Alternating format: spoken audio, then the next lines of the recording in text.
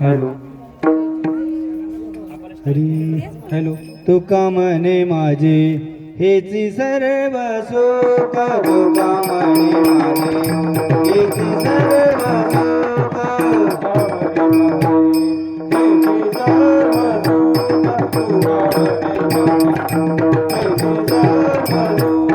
तुका म्हणे माझे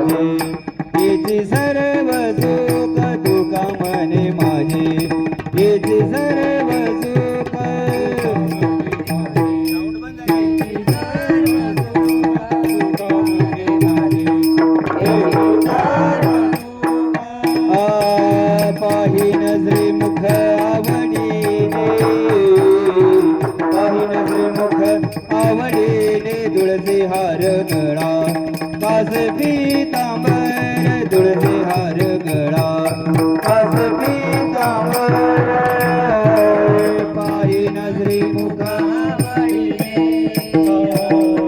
पाहि नजरी मुख आवडीले तुळसी हार गळा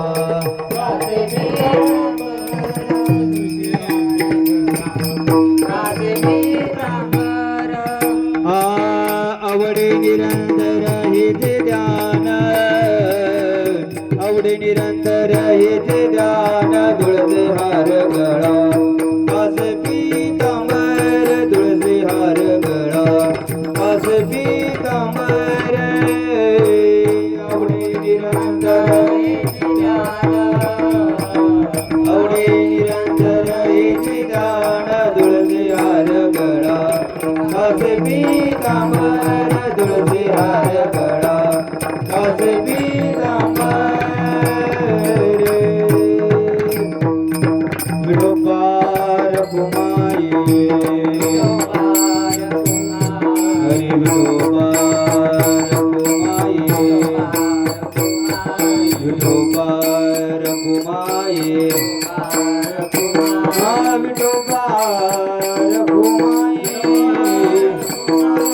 विठोबार कुमाई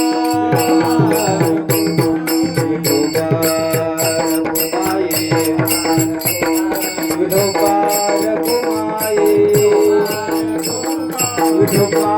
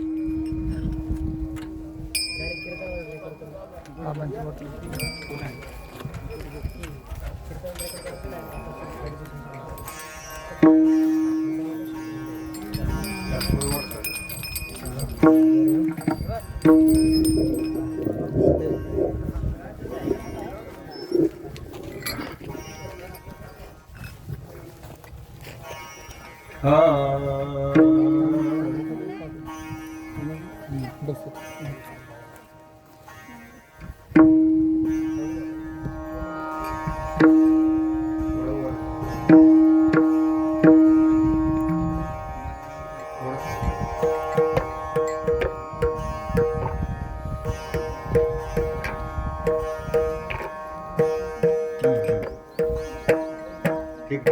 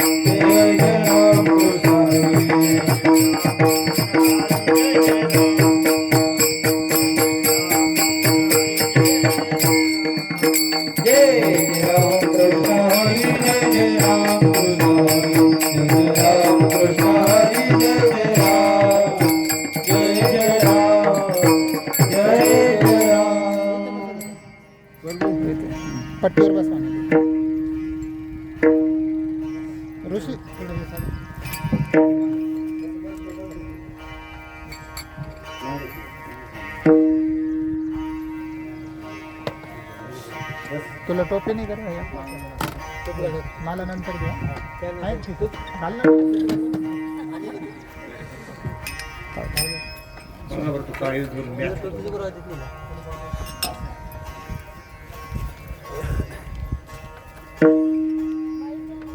वाढ लागला हा जमलं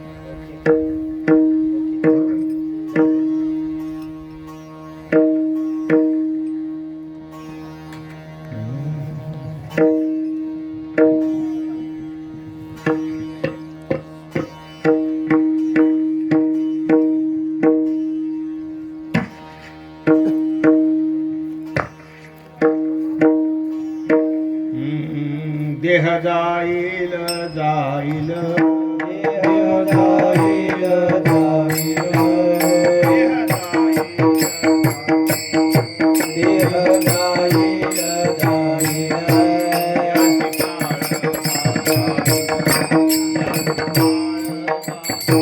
त्याची काळोबा खाईल त्याची काळोबा खाईल त्याची काळोबा खाईल त्याची काळोबा खाईल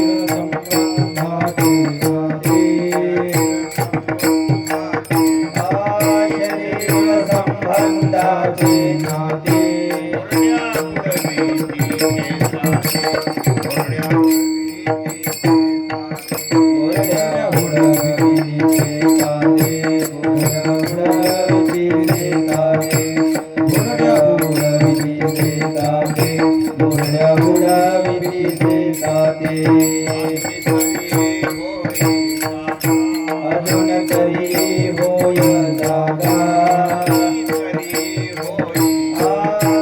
अजून तरी होय जागा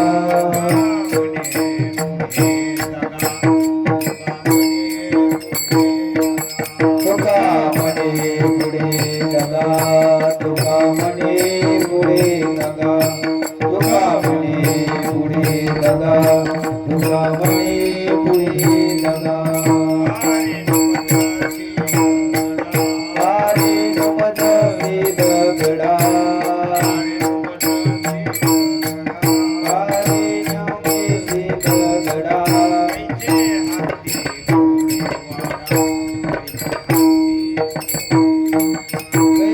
हत्ती घोडे वाडा कैसे हत्ती घोडे वाडा कैसे हत्ती घोडे वाडा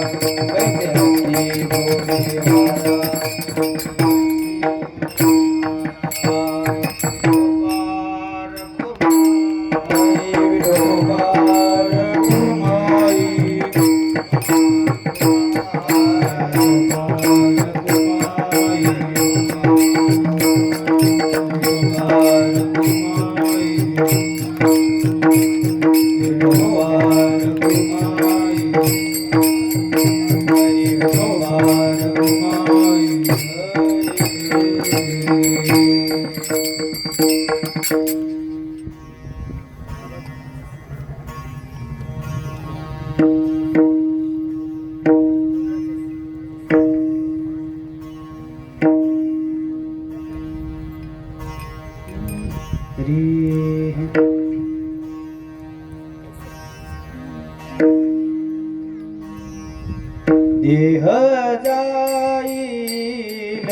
जाईल देह जाईल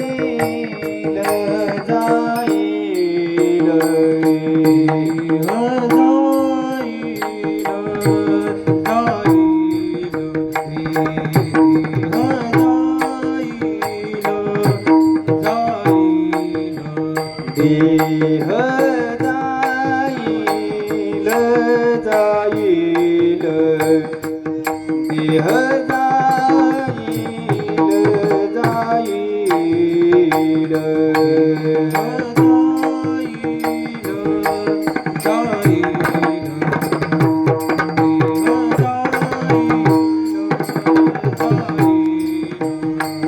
यासी काळ बाखाईल यासी काळ बाखाईल कारे नुमदसी दगडा कारे नुमदसी दगडा यासी काळ बाईल यासी काळ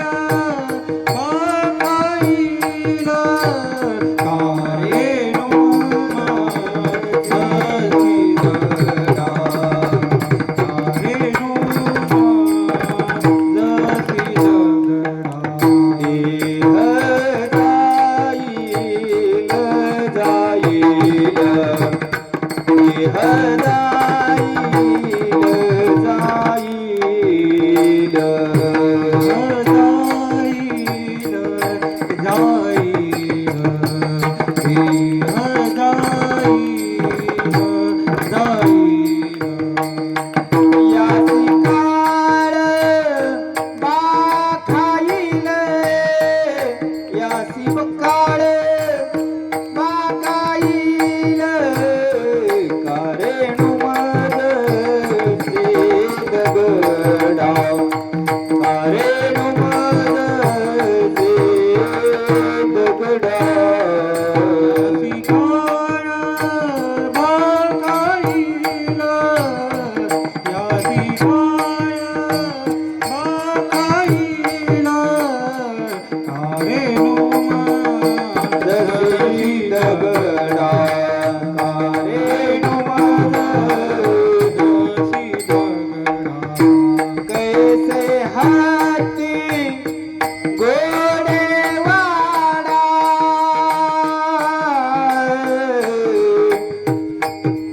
कैसे हत्ती घोडे वाडा कैसे हत्ती घोडे वाडा कैसे कैसे कैसे हत्ती घोडे वाडा कैसे हत्ती घोडेवाडा कैसे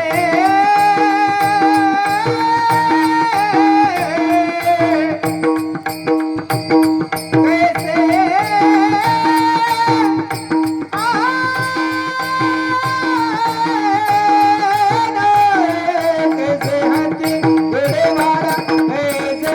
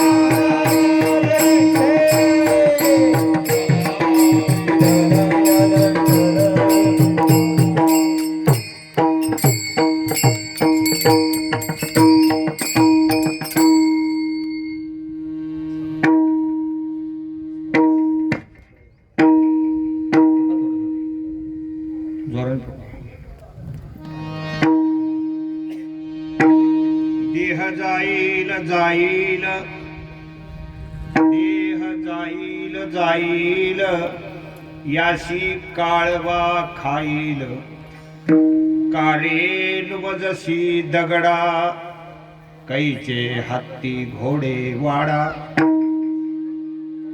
लोडे बालिस्ते सुपती, लोडे बालिस्ते सुपती, जरा आलिया फजिती, कारे नुबजशी दगडा, कैचे हत्ती घोडे वाडा. शरीर संबंधाचे नाते, शरीर संबंधाचे नाते, भोरड्या बुडविती शेताते, कारे नुबजशी दगडा, कैचे हत्ती घोडे वाडा. अजूनी तरी होई जागा, अजूनी तरी होई जागा, तुका म्हणे पुढे दगा, कारे नुमजशी दगडा, कैचे हत्ती घोडे वाडा.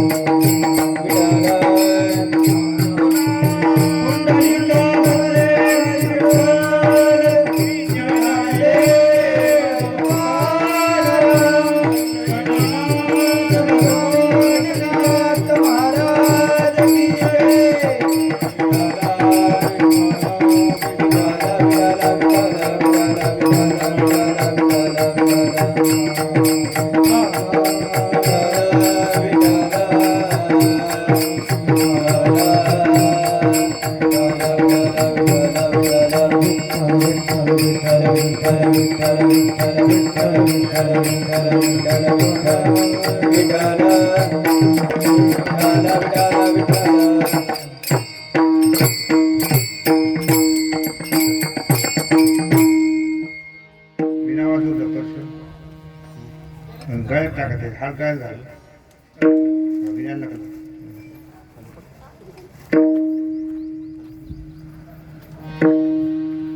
नमो विश्वरूपा विष्णुवाय बापा पार अमुपा पांडुरंगा ओम नमो ज्ञानेश्वरा करुणाकरा दयाळा तुमचा अनुग्रह लाधलो पावन झालो चराचरी शरण शरण एकनाथा पायी माथा ठेविला नका पाहू गुण दोष झालो दास पायाचा मंगल भावना मंगल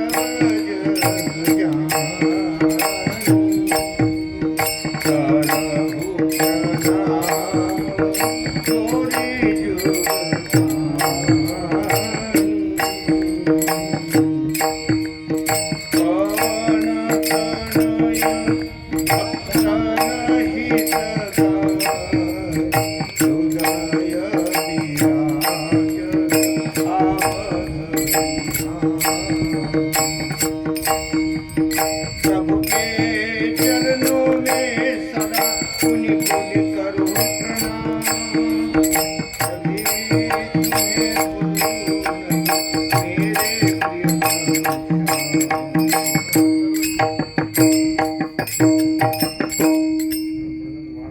मेरे प्रिय अलीकडच्या पट्टीवर बोट ठेवा इकडे आईकडे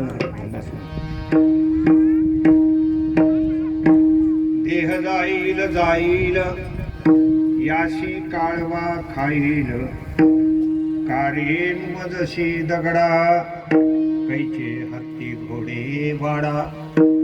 प्रस्तुत प्रसंगी सेवेकरता निवडलेला अभंग श्रीमान जगद्गुरु जगद्वंदनीय महाराष्ट्र भूषण वैराग्यमूर्ती तुकोबारा यांचा हा 5 कडव्याचा वर्षश्राद्धानिमित्त याच्यावर प्राणीमात्रांना जागृती देणारा अभंग आहे. विठ्ठल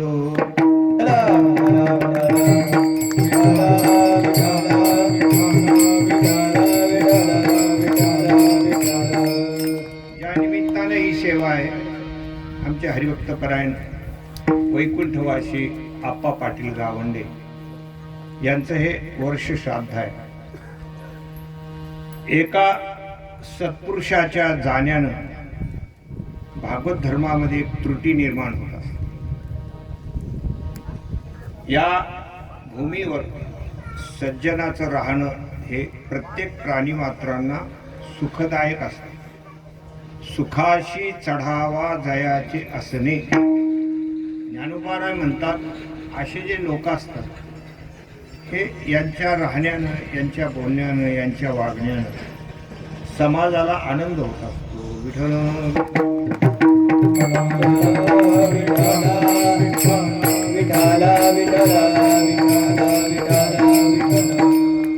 आता हे पहिलं वर्ष आहे ना, 1 वर्ष झालं त्यांचा देहांत झालेला आहे. देहाचा अंत होत असतो, जीवाचा अंत होत नाही. देहांत. कारण हे जे आपल्याला शरीर मिळालेलं आहे हे शरीर मर्क आहे आणि पुन्हा या लोकाचं नाव सुद्धा मृत्यू लोक आहे. जसं स्वर्ग लोक आहे, पाताळ लोक आहे, तसं या लोकाचं नाव काय आहे? मृत्यू लोक आहे. इथे जो जो आलेला आहे तो कोणी असो तो राहणार नाही. फक्त मागे पुढे नंबर आहे. आणि हा काळ जो आहे हा सगळ्यांना खाण्याकरता टपलेला आहे. घडी घडी काळ वाट याची पाहे अजूनही किती आहे अवकाश. आपल्या कुटुंबाला एक काळानं झडप घालून नेलं म्हणजे तो काळ त्याला तर नेतो पण दुसऱ्याला पाहून जात असतो की आता कोणाचं नंबर. असा हा काळ आहे. काळे खाधला अवघा आकार. उत्पत्ती हे सगळं काही आहे ते संपूर्ण जगताला काळ भक्षण करणारा.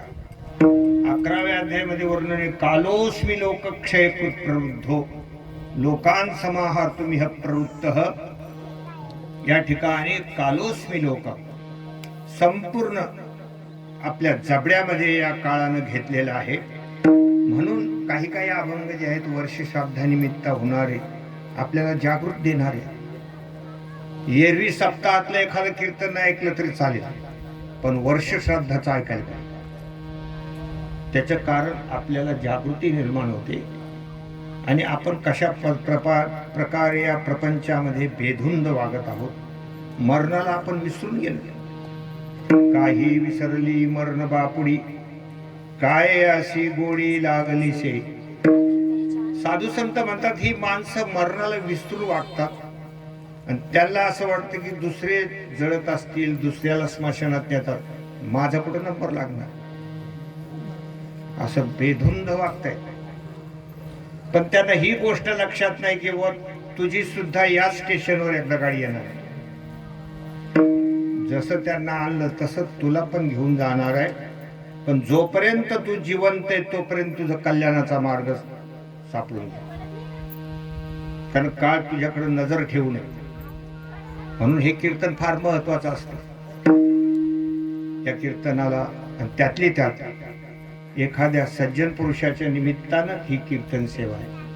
असं आम्ही वर्ष श्राद्धाचे वगैरे कीर्तन पुढे देत नाही. पण हे जे घराणं आहे, या घराण्याचं तुम्हाला थोडक्यात सांगतो. ही पहिली गोष्ट तर आमचे हरिभक्तपरायण आदरणीय आप्पा पाटील, त्यांच्या ज्या धर्मपत्नी आहेत त्या हरिभक्तपरायण भागाबाई.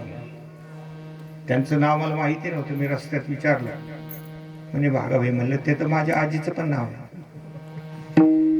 लक्षात ठेवणं काही अवघड नाही. माझ्या सुद्धा आजीचं नाव काय होतं, भागाबाई होतं.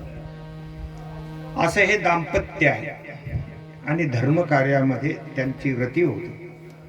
दिंडीला जाणं, कुठे कथा असेल, कुठे प्रवचन असेल, कुठे भजन असेल, तिची हजेरी लावणं, साधू संतांची सेवा करणं.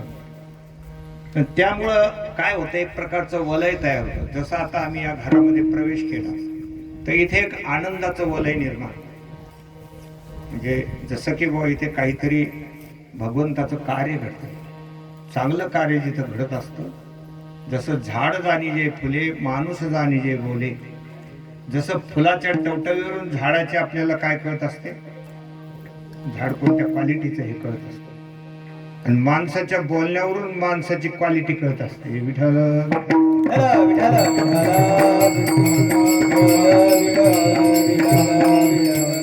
आणि असं हे जे दाम्पत्य, या दाम्पत्याच्या उदरी आमचे हरिभक्तपरायण नाना पाटील गावंडे आणि त्यांची कन्या आहे विमलताई म्हणून.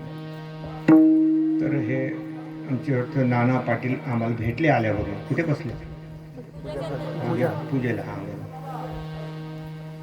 ते आणि एक कन्या विमलताई म्हणून. पुढे नाना पाटलांचा जो वंश आहे त्याच्यामध्ये आमचे संतोष भाऊ आहेत समोर बसलेले.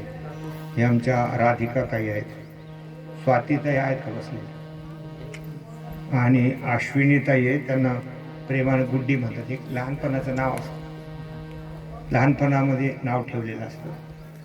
असे हे ते त्यांचे 4 अपत्य आहेत. त्याच्यानंतर आमच्या ज्या विमलताई आहेत त्यांना गणेश पूजा आणि दीपाली असे हे अपत्य आहेत. असा परिवार. त्यातले त्यात हा जो काळे परिवार आहे हा आमच्याशी फार निगडीत, जे आमच्या भागवत धर्माला वाढ करणार आहे. यांचं पूर्ण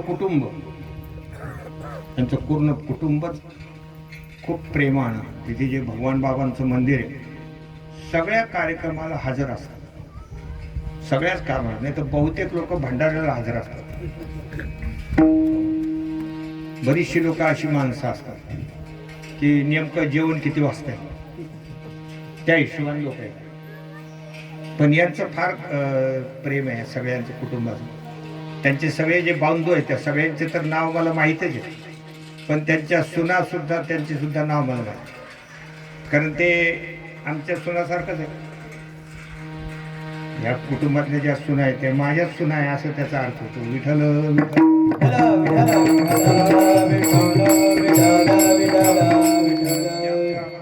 ज्येष्ठ आहेत त्या अन्नपूर्णाताई आहेत. 2 नंबर म्हणजे मीनाताई आहेत. 3 नंबर मध्ये आमच्या राधिकाताई, 4थ्या नंबर मध्ये माधुरताई आहे. सगळं आहे की नाव पाठ बोलत, म्हणजे सगळे आमच्या कुटुंबासारखेच आहेत. सर्व कार्यक्रमाला हजर असतात. कुठलाही असो, भागवत असेल, प्रवचन असेल, चातुर्मास्याची आमची प्रवचन सेवा असते ज्ञानेश्वरची. बरोबर 9 वाजता सगळे घरातले कामं वगैरे उरकून त्या येणार म्हणजे येणार. मग अशा कुटुंबामध्ये कीर्तन करायचं नाही तर मग करायचं कुठे? ज्यांनी सगळा भाव भगवंताच्या चरणी समर्पित केलेला आहे, अशी जी मंडळी ज्या कुटुंबात राहतात त्या कुटुंबाच्या मार्फत हे कीर्तन आहे. विठ्ठल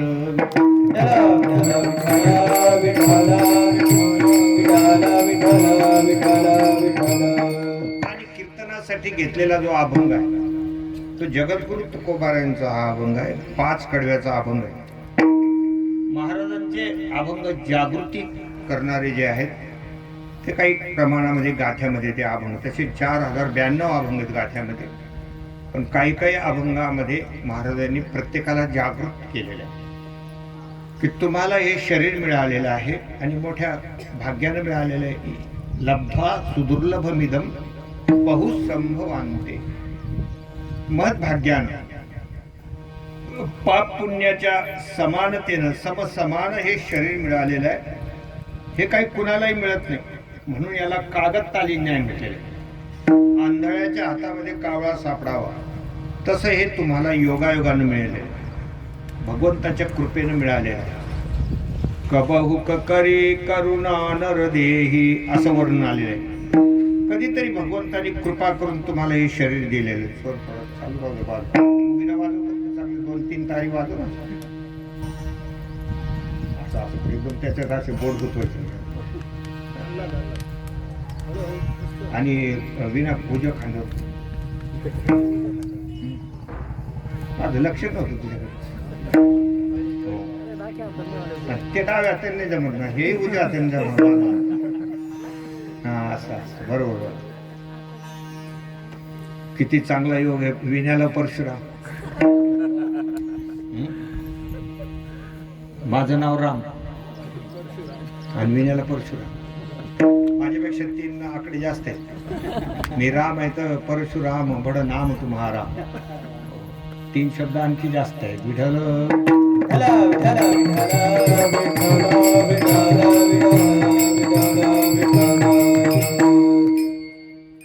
देह जाईल जाईल याशी काळवा खाईल. जगद्गुरु तुकोबाराय सांगतात की आपल्याला हे जे मिळालेलं शरीर आहे या शरीराचं थोडंसं आपण चिंतन करायला पाहिजे. मिळालंय, मोठ्या भाग्याने मिळालं, गोष्ट खरी आहे, पण ते क्षणभंगूर आहे. तसं देहिनाम क्षणभंगुर, हे फार क्षणभंगूर. क्षणभंगूर नाही भरवसा,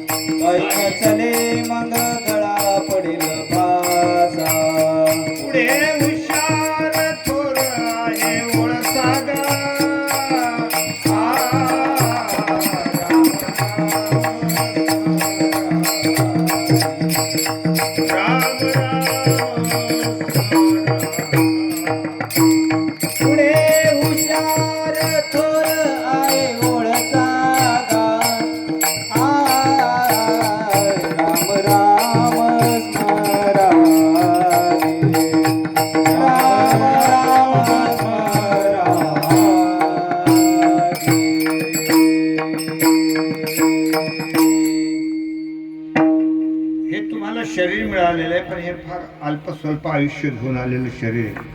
अल्प आयुष्य मानवमध्ये, म्हणून सावध व्हा.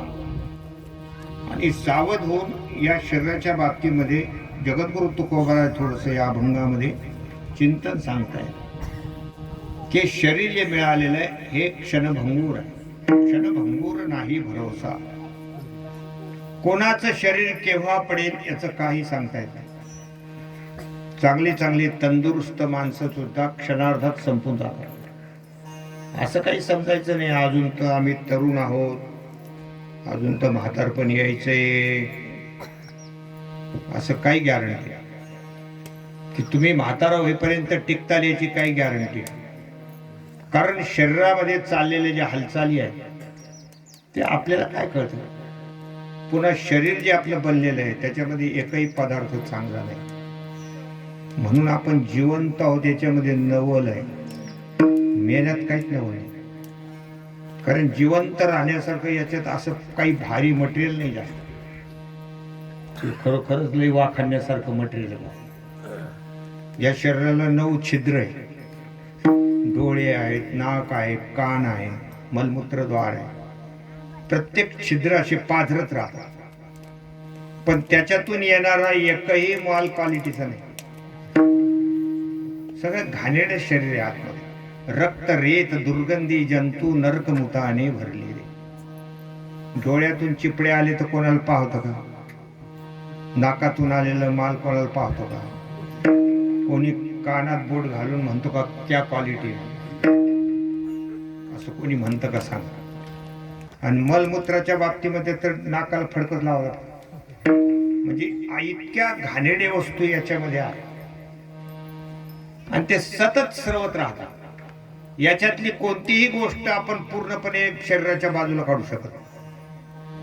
एक जण काय होतं, भलतच स्वच्छतावादी, भलतच स्वच्छतावादी. हाताने स्वयंपाक करायचा, घरातलं बायकोला सुद्धा करू देत नाही. भलतच स्वच्छता मला नाही आवडत नाही, माझ्या हाताला असं राहते. काय काय घरामध्ये भलते स्वच्छ राहते. पण त्याला हे कळत नाही. तर ते काय करायचं माहिती का तुला? तुम्हाला ती भाकरी टाकायचं ना, तर उजव्या हातानंच पीठ मळायचं आणि उजव्या हातानंच असं बळजबरीनं थापायचं ती भाकरी. उजव्या हातानं एकाच हातानं उचलायचा प्रयत्न करायचा, टाकायचा. त्याला विचारलं असं काम करतो म्हणले, ते धुत्या त्या हातात मी उपयोग करीत नाही, किंवा हात उजव्या हातानं. मग हे करायचं असं तो. त्याला मी एक दिवस सांगितलं, म्हणलं बाबा तू त्याला इतकं घाणेरडं समजतो त्या डाव्या हाताला, पण तू एक लक्षात ठेव की ते तुझ्या शरीरामध्ये अवेलेबल आहे. जी घाण आहे ती शरीरामध्ये अवेलेबल. तू जरी स्वयंपाक करायला बसला असला तर ते शरीरामध्ये मलमूत्र आहेच. ते कायमचं संपूर्णपणे निघत नसतं, कधी निघत नसतं. मधून मनुष्य लघुशंकेला जाऊन आला नाही तर त्याचा स्राव सुरू होऊन जातो शरीरात. पुन्हा घंटा 2 घंटे 4 घंट्याने ते. आता एवढं ते भगवंताची कमाल होते, तेवढं साठवायला आपल्याकडे दिलंय. आतमध्ये सगळे इन्स्ट्रुमेंट तयार केले, नाही तर दिवसभर त्याच उद्योगात राहिला असता माणूस. सगळ्या गोष्टी बघा, एकही गोष्ट नाही शरीरामधून आपण काढू शकतो. नाकातलं पूर्णपणे काढू शकत नाही, डोळ्यातलं पूर्णपणे काढू शकत नाही. कारण ते काढलं की लगेच तुम्ही कितीही साबणी वापरा, शरीराचा पूर्णपणे मळ आपण काढू शकत. किती आंघोळ करा, किती भारीतले टावेल वापरा, घसडू. बऱ्याच लोकांना नाद राहतो, खूप नाद राहतो. भले घाशीत बसते आपले, त्याच्यापेक्षा गोऱ्यापेक्षा काळे लय घासते. पण काळे गोरे पण धुतले फिटवणीने ते काही जात नसतं. मळ संपत नाही, काही संपत नाही. अशा प्रकारचं हे शरीर आहे. आणि शेवटी या शरीराच्या मागे विकार लागलेले. षड विकार षड वैरी मिळवणी तापत्रयाने विनली रे. षड वैरी मिळवणी तापत्रयाने विनली रे.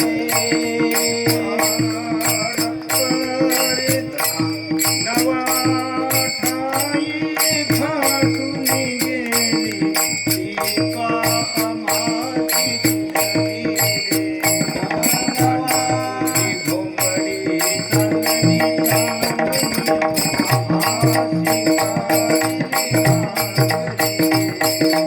चांदणी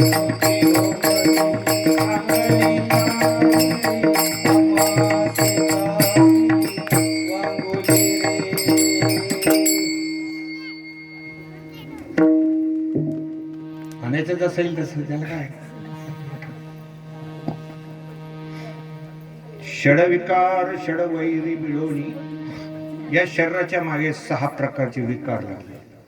आस्ते जायते वर्धते विपरिणमिते अपक्ष्यते विनश्यते असे 6 विकार. गर्भावस्थेमध्ये असलेलं बालक वेगळं. आस्ते म्हणजे त्याचं अस्तित्व असतं आईच्या उदरामध्ये, त्याला आस्ते म्हणतात. त्याच्यानंतर दुसरा विकार आहे जायते म्हणजे जन्म होतो.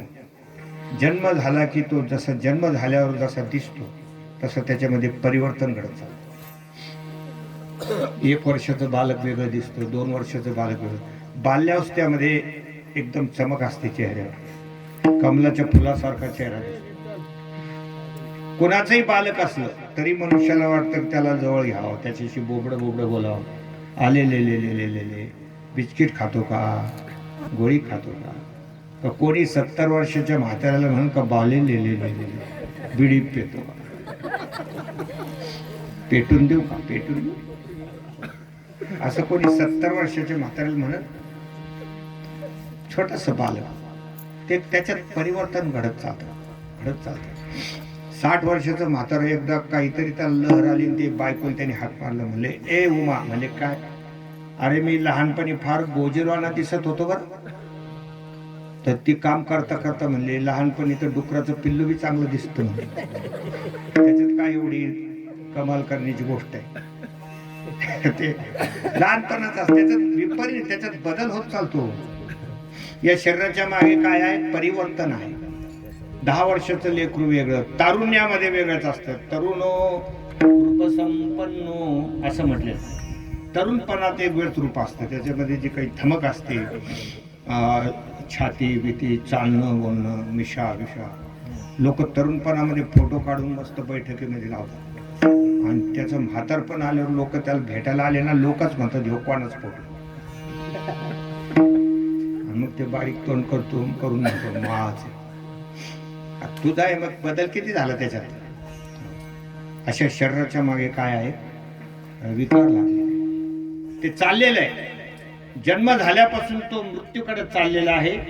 हीच गोष्ट जगद्गुरु तुकोबाराय पहिल्या कडव्यामध्ये म्हणतात. देह जाईल जाईल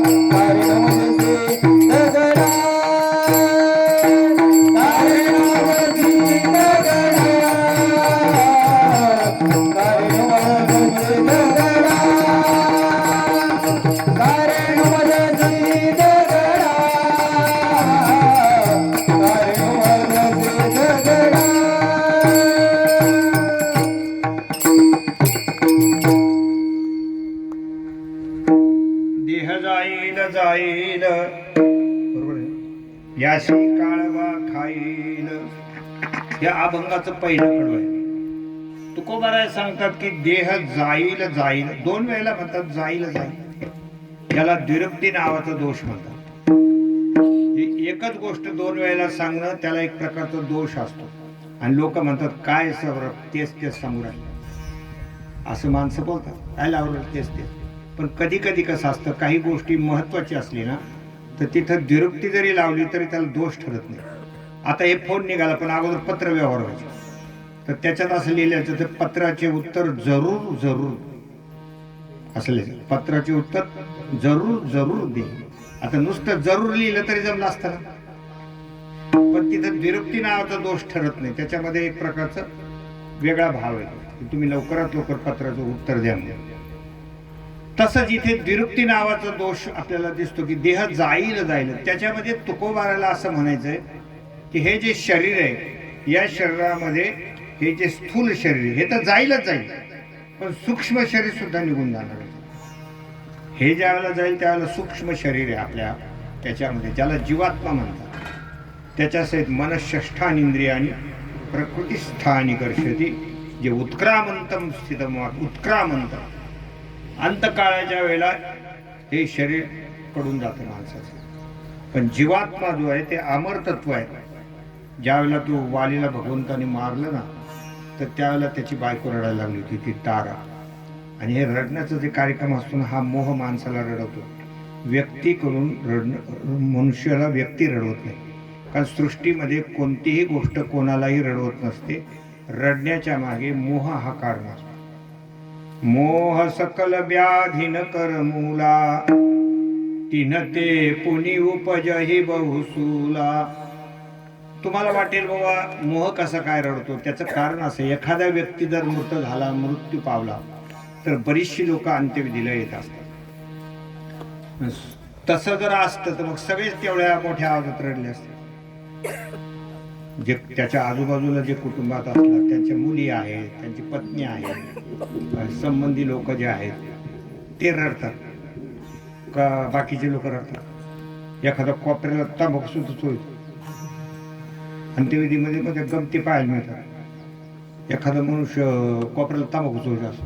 अरे एवढे लोक रडू राहिले तू खुशाल तंबाखू चोळू राहिला, तुला काही वाटत नाही? काही नाही, मी गावच्या नात्याने आलेलो आहे, मा कोण नव्हतं ते. म्हणजे याचा अर्थ काय होतो? व्यक्तीनं रडवलेलं नाही, त्या व्यक्तीविषयी जो संबंध आहे, जो मोह आहे, तो मोह माणसाला रडवत असतो. अशा काही गोष्टी. हे आमचे पाचोडकडे एक माझा आजोळे बघा, थेरगाव नावाचं गाव, तर तिथे काय झालं, एक मग व्यक्ती मरण पावला, तिथे भेटायला गेल्या. आमच्या मारवाडी समाजाच्या ज्या महिला, त्या अगोदर अशी घुंगट घ्यायची पद्धत होती, त्याला बुरखा म्हणतात, घुंगट. तर ते आता घर जवळ आलं तर त्यांनी असं घुंगट घेतलं, आणि मग थोडं गाव त्यांचं जे घर आहे थोडं जवळ आलं तर सगळ्यांनी सांगितलं आता रडावं लागलं. ते बळजबरी ना, तर ते आमच्या भाषेमध्ये त्याला उगेर म्हणतात. उगेर म्हणजे सुकार, रडायला सुरू करतात. ते घर जवळ, आणि त्या 4-5 महिला होत्या, घुंगट घाट टाकलेल्या अशा, काही दिसत नव्हतं समोर काही, आणि केलं मोठ्याने आवाज सुरू असू द्या, आणि दुसऱ्याच्याच घरात घुसल्या. म्हणजे घडलेली घटना, दुसऱ्याच्याच घरात ते घुसल्याबरोबर त्या घराच्या मालकाने सांगितलं, हे भले इथं नाही, इथं नाही, तिकडे पलीकडे झालेले नाही, इथं नाही म्हणल्याबरोबर जागेवर गप बसला. खरंच सांगा, खऱ्या रडण्याला जागेवर ब्रेक लागतो का? जागेवर गप बसला, इथं नाही म्हणले.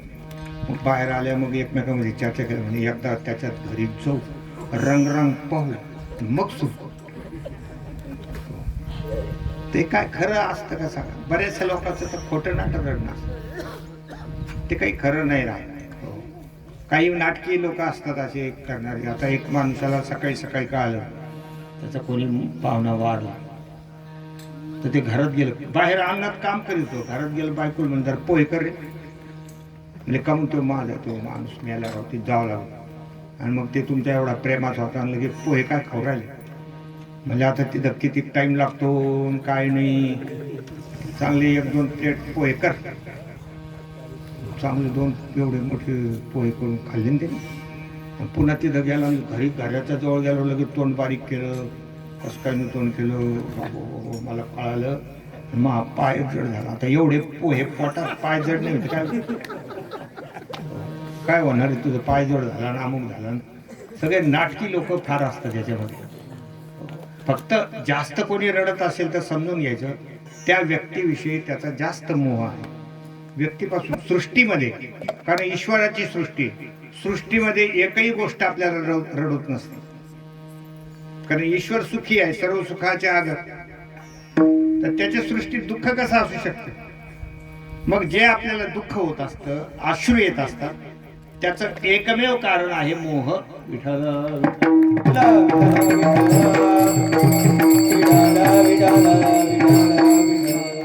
रणांगणामध्ये तो अर्जुन रडायला लागला तर काय त्या समोरच्याला भिवून थोडंच होते. त्या आपतेष्टाचा मोह निर्माण झाला. मोह धरली आईसे होईल, मोहामुळे हे सगळं झालं होतं आणि म्हणून अर्जुन रडत होता. संविघ्न मानसः अशा प्रकारची त्याची स्थिती झाली. म्हणून या ठिकाणी तुकोबाराज जागृती देतात की हे जे शरीर हे जाईल रे बाबा, कारण हे काही चांगलं याच्यामध्ये एकही वस्तू नाही, हे जाणार आहे. हळूहळू हळूहळू काळाकडे चाललेलं आहे. काळे पांढरे, काळे केस पांढरे होऊन चालल्यात एक एक एक तिकडे चाललेलं आहे. काळानं जबडा फाडलेला आहे, ते जाईल. आणि त्याच्यामध्ये असलेले जे सूक्ष्म शरीर आहे ते सुद्धा जाईल. मी तुम्हाला सांगितलं की ज्यावेळेला प्रभू रामचंद्रानं त्या ताराला समजायला सुरुवात केली, ताराला सांगितलं तू रडू नको. प्रगट स्वतनु तव आगे सोवा, जीव नित्य केही लगी तुम रुवा.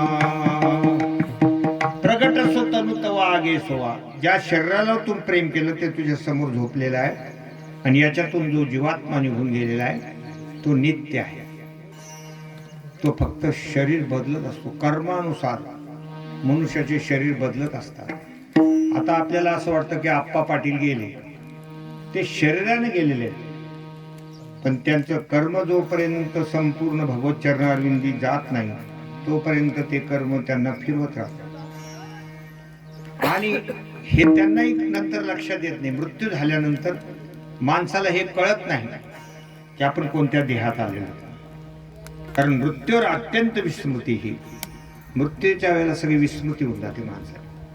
कारण आपण इथे जे सध्या आलेलो आहे ते मरून आलेलो आहे, हे तुम्हाला माहिती आहे. मागे आपण मेलो ते आलं इथे आलं. कारण जातस्य ही ध्रुव मृत्यू ध्रुवम जन्म मृतस्य तस्माद परिहारार्थे नत्वम शोचितुमर्हसि उपजेते नाशे. काय पाहतो रे तू? हे बेटा काय पाहतो? काही बघायचं का त्याच्यात? विठ्ठल विठ्ठल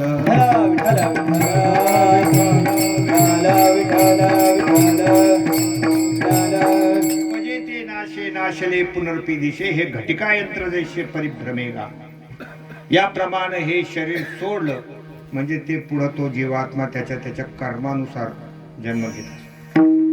आपल्या मागे कर्माचं बंधन आहे. कर्मानुबंधी मनुष्य अंतकाळाच्या वेळेला जशी जशी भावना होईल त्याप्रमाणे मनुष्याला शरीर घ्यावे लागतात.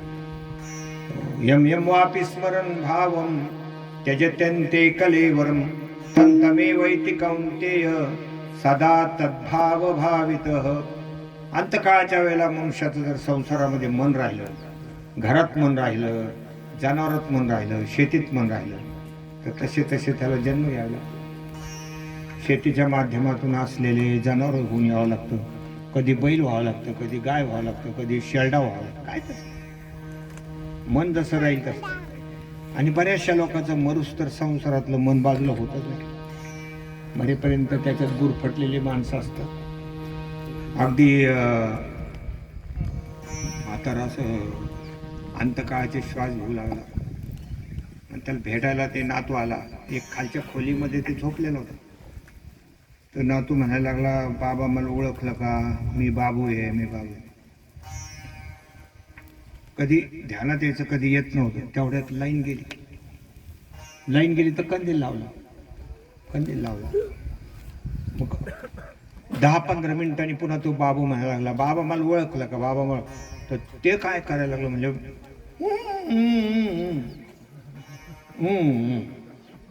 त्या नातवाला काय वाटलं कुठतरी डबुल आहे, किल्ली आहे म्हणजे याच्याकडं.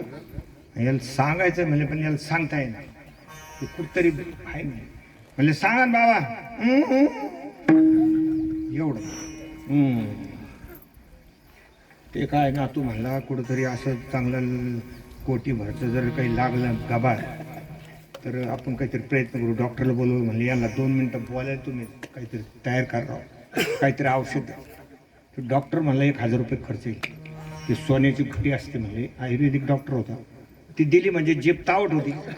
म्हणजे एक मिनिट एक क्षण 2 क्षण बोलू शकतो मला करा म्हणलेलं जाऊ गेलं 10,000 पण जर असं कोटी रुपयाचं एखादं घाबाड मिळालं मग त्या डॉक्टरनी दिलं त्याची जिभेवर आलं तावटपणा म्हणले बाबा सांगा ना कुठे म्हणले अरे बावळ्या लाईन आली कंदिली जाऊ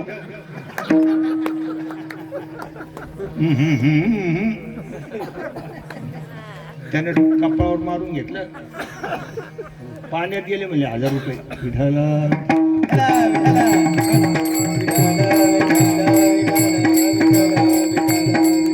असं याला अंतकालाच्या वेळेला काय काय माणसाच्या भावना होतील त्याप्रमाणे हे जात महाराज शरीर जाणार आहे देह जाईल 2दा सांगितलं मुद्दाम तुम्ही असं याच्यावर राहू नका या शरीराच्या भरोश्यावर राहू नका कारण हे जाणार आहे इथे या मृत्यूलोकामध्ये अवतार राहिले नाही तर तुमचं शरीर येत नाही उराले अवतार, येते पामर जीव किती, येते पामर जीव किती, येत नाही उराले अवतार, येते पामर जीव किती, येते पामर जीव किती.